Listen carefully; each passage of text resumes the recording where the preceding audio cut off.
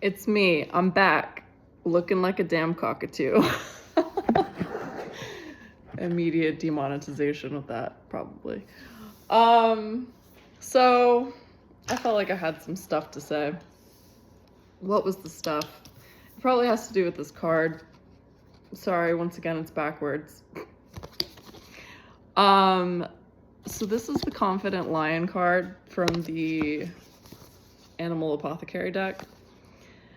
I'll be honest. I felt like I kind of cherry-picked this card for myself, which is totally fine, because ultimately, you know what you need. So this card, it says it's in you. And I don't know if you can tell, like, the theme, but this is like the Wizard of Oz, right? So remember the Cowardly Lion? This is the formerly Cowardly Lion. And you can see he's got like a crown of like emeralds and his like third eye, and he's got like love in his heart. And it's very like glorious. He's like coming into himself in this card. And I just want to read it because I had something to say, but low-key forgot what I was ranting about in my head. Once again, this is a number 6, so 2 + 4, 6 for slow math people. The number 6 to me means that things are not as they seem. And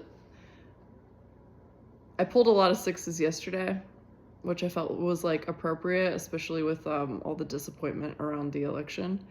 Not gonna talk about that today. Today's a new day. But I want this to be taken to like more of a like personal level. Like, what things in your life are you casting like a certain story on that's like an expired story that just doesn't really apply to you anymore? It doesn't apply to like the frequency that you're at, like the goals that you have for yourself. What is that for you? And that's my question for you today. So I'm gonna read this ting. It's called The Not So Cowardly Lion. In the story The Wizard of Oz, the Cowardly Lion traveled the yellow brick road to get to Emerald City to request what his heart most longed for: courage. Little did he know that during his entire frightening journey, he already possessed that which he sought so desperately. For in his heart there roared a courage that was always his to claim. The Cowardly Lion needed the outer journey to understand that what he most desired was always within. What you seek, you too have in you. Do not give up the journey. Persevere and endure the uncertainty. Remember that having courage does not mean you are fearless. It means you do the thing despite being scared. Cowardly Lion, who now has transformed into Confident Lion, shares his medicine with these questions. What if everything you've been searching for is not only right in front of you, but it is in you? What if everything you've been chasing outside of yourself was the part of you that you couldn't see within? What if you were looking into others to find the you that was screaming to be self-actualized? What if every beautiful quality you deeply want, you already possess? What if the sweep you off your feet, love, is your own love within reflected back to you? What if the gift you have been waiting to actualize was crying out, I'm right here, please, please, please see me? What if this whole entire time it was you that you were searching for? What if you chose you and stopped waiting for others to choose you? What if you stopped running towards external validation to prove your worth and instead went within and became yourself? Now I'm sure that this means like different things to different people, but I have this just like image in my head and I want to describe it. I did like a meditation not too long ago. It was one of those cool meditations where someone is like guiding you along a path and they're like, something's coming up. What do you see? And your mind just kind of like fills it in, and like your higher self or spirit, whatever, is just like kind of filling in the blanks. So you're delivering this own like message to yourself. And along this like path that I was walking next to a stream, like in a forest, I essentially had met, this was really unexpected, like the love of my life. It was somebody with like a divine masculine energy that held me, not only the current version of myself, but also like the past version of myself and like my inner child. And it was just like this kind of like extraordinary love. And it was like beautiful to hang out in, right? And it was breaking down all these walls that needed to be broken down, and it was doing like a deep healing inside of me. But the thing was, I didn't stay there, right? So in that like vision, we're all holding each other, like me, this like partner, my inner child, we're all just kind of like in an embrace. And then I felt inside of myself, okay, it's time for me to continue walking along my path. And I thanked that person for their energy and for their love.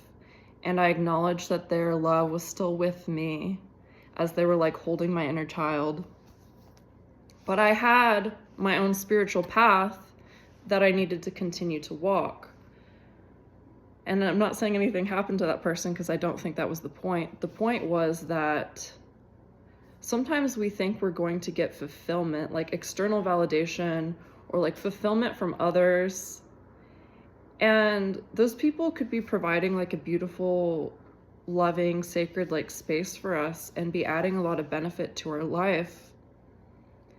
But that is like not the end of your story, because we all come into this world alone and we all leave this world alone, and your most like sacred and honored relationship is with yourself. So even if you are blessed to like find the love of your life, like have the family or community of your dreams, your path that you walk with yourself is always going to be alone, like with your spirit guides towards whatever that destination is. And I didn't realize that this is what was going to come out when I read this today. I had something totally different in mind when I clicked record on that camera. But I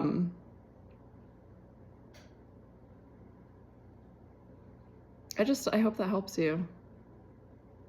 And I hope it fills you with not like fear or like loneliness, but like peace and just confidence and like knowing that your relationship with yourself is sacred. And people aren't going to understand you all the time. They're not going to understand where exactly you are on your path. People are going to be uncomfortable, like when you put down boundaries in an effort to like protect your energy. But that's okay, because ultimately, like the people that are meant to be with you and walk with you along your journey together, like they all want the same thing. Like everybody who understands like this type of love, they want you to be your most authentic self. They want you to put your boundaries down. You know what I mean? They want you to just be the best version of yourself, and they're going to show up and their full selves as well, because you're also going to give them like permission to be themselves. So I've been practicing this in some of my like newer friendships lately. And even I think with some family, which has been a little rocky, no doubt.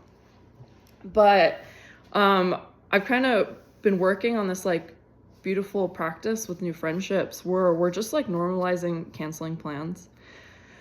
Like, and not making like excessive excuses for why the plans are being canceled, but obviously not being like rude or inconsiderate of people's times. Or even maybe showing up a little late because you forgot to eat that day or whatever, and you're like, you know what, before I show up to this meeting, I just want to let you know that I'm gonna go eat a salad in the parking lot because I forgot to take care of myself today. And when I show up to like our meeting, like I want to be the best version of myself, and I want to be grounded, and I want us to hold space for each other, like as my best self, not my manic, like unfed self.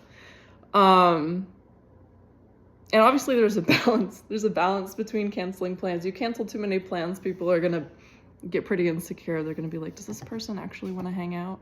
And maybe that's the truth of it. Maybe you don't actually want to hang out with that person. You know what I mean? It's just so important for you to be honest and like attract these like authentic connections and hold this like space and understanding for each other. And I don't want to act like I was always like woke to this, because I used to get so hurt, so sensitive when people would cancel plans on me, like rejection and like self-abandonment are like, I would say, two of my core wounds. And that shit would trip me up. Like people canceling plans, I'd be like, like, oh my God, they canceled plans. But we're growing up, we're getting wiser. Normalize canceling plans, normalize letting people do whatever they need to do to hold their own space for themselves, and just trust that and trust yourself. Cancel the plans you need to cancel. It'll work out. All right, I love you. I'll figure out some kind of cool message to sign off with in the future.